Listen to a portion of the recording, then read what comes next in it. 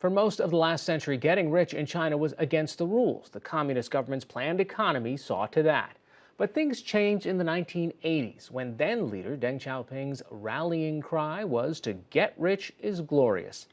Today, President Xi Jinping's anti-corruption campaign has resulted in a crackdown on ostentatious displays of wealth. It comes with one clear message: a life of luxury must come second to Communist Party loyalty.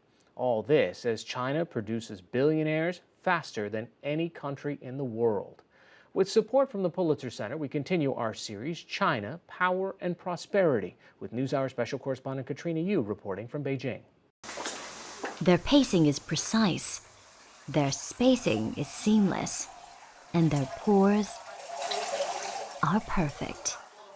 This is China's first butler academy, and they're practicing the exact vintage pour. Their 6-week course includes centuries-old traditions, but these students aren't being trained to serve old wealth. Their future employers will be members of China's new rich. In communist China, millionaires are being minted faster than anywhere else. They're filling harbors with multi-million-dollar yachts, watching laser light shows at $3,000 a night hotels, and buying luxuries. Sarah Jane Ho knows all about the possibilities and pressures of being wealthy in China.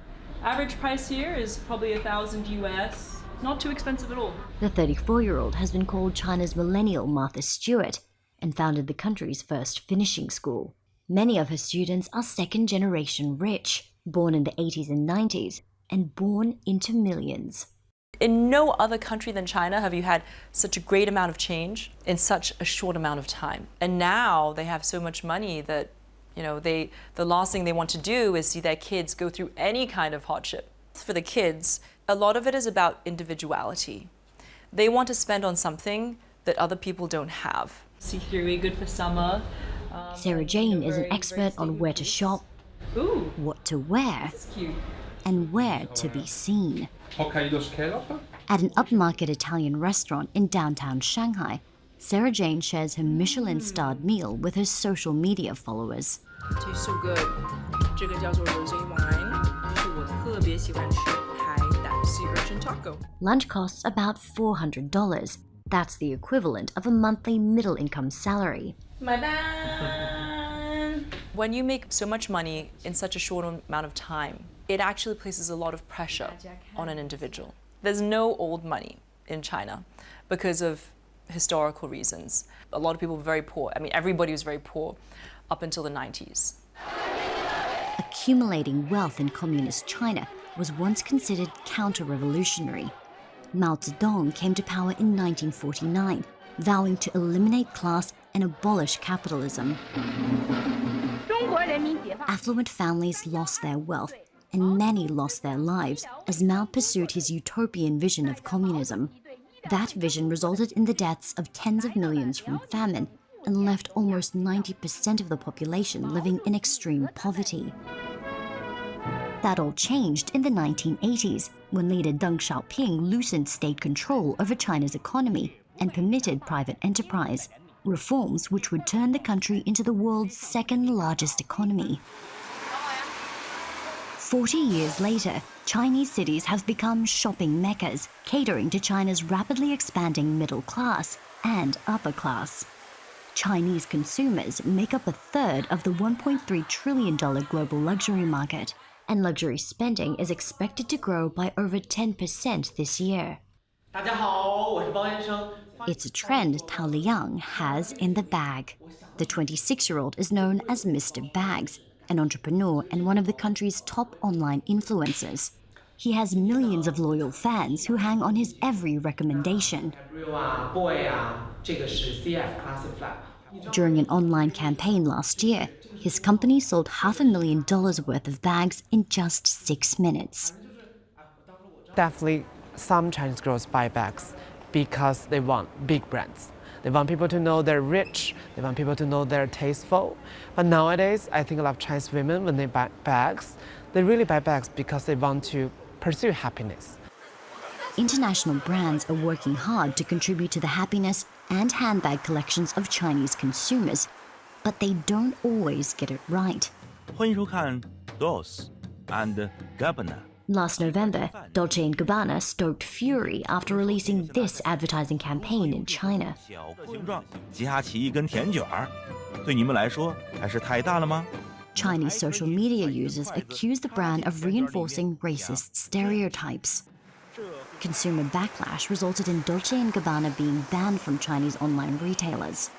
Last month, Versace, Givenchy, and Coach issued apologies after printing T-shirts describing Hong Kong and Taiwan as separate from China. Fallouts with foreign fashion labels have demonstrated the power of China's increasingly wealthy population. But being wealthy in China has its limits. When it comes to the Chinese government, being too rich can be risky. Chinese President Xi Jinping has launched an anti-corruption campaign and overseen investigations into the country's wealthiest and most powerful. More than 100,000 have been jailed for embezzlement and bribery. Others fired for throwing lavish parties and indulging in expensive liquor. Ostentatious wealth is regularly denounced on state media and primetime TV. Hi, say hi. The hit television show Father, Where Are We Going? Was cancelled because of its portrayal of spoiled second-generation rich children. Yeah, this is so beautiful. Commentator and academic Zhu Dake says it's in the government's interest to rein in crazy rich behavior. The Chinese government knows that if rich people show off their wealth too much, it will deepen the impression of social polarization by ordinary people. The Chinese government requires rich people to be low-key and poor people to be contented with their life. Then the country would be stable. China's ultra-wealthy must closely align themselves with the government. Jack Ma, a tech tycoon with an estimated $40 billion fortune, is a member of the Communist Party. I feel proud for what President Xi said yesterday. Movie star Jackie Chan routinely defends Beijing and attacks international critics. Last month, the Hong Kong resident described pro-democracy protests in the city as sad and depressing and called himself a protector of the Chinese flag. You must firstly be on the same side as the government, so the government can feel they made you successful. All of the successful people should stand on the same side with the government. If you do not support them, they will make you unsuccessful. The government has vowed to eradicate poverty by 2020, saying it's lifted 83 million rural poor out of poverty over the last 6 years. But according to the World Bank, many more remain behind. 40% of the country's population, 500 million people, continue to live on less than $5.50 a day. And while some struggle to put a roof over their head, others build roofs for their dogs. Zhou Tianxiao spent $500,000 on a pet paradise for his border collie Sila, complete with a training gym, a dog-themed party space, and an indoor doggy pool. Zhou Tianxiao grew his fortune selling pet products online. He showed us a wall decorated with photos of his best friend, who he credits with lifting him out of depression. It's like raising a child. I have deep affection for my dog. I rarely take photos of myself. When someone asks me, how should I introduce you, I say, call me Siler's dad. He's integrated into every part of my life. In China, the richest 1% own a third of the country's wealth. Zhou says he's bombarded online by critics who question his choice to splurge on a dog, while millions must fight to survive. But the only opinion he cares about is Sila's. He never cares about who you are or your social status. People think I'm some silver spoon kid wasting my parents' money by giving my dog a life of luxury. That's not true. I've worked hard and experienced challenges. And as the gap between China's rich and poor continues to grow, Zhou refuses to apologize for his lifestyle. It's normal to be criticized. I don't care. Part of the money you earn pays for the criticism you bear. My mind is at peace.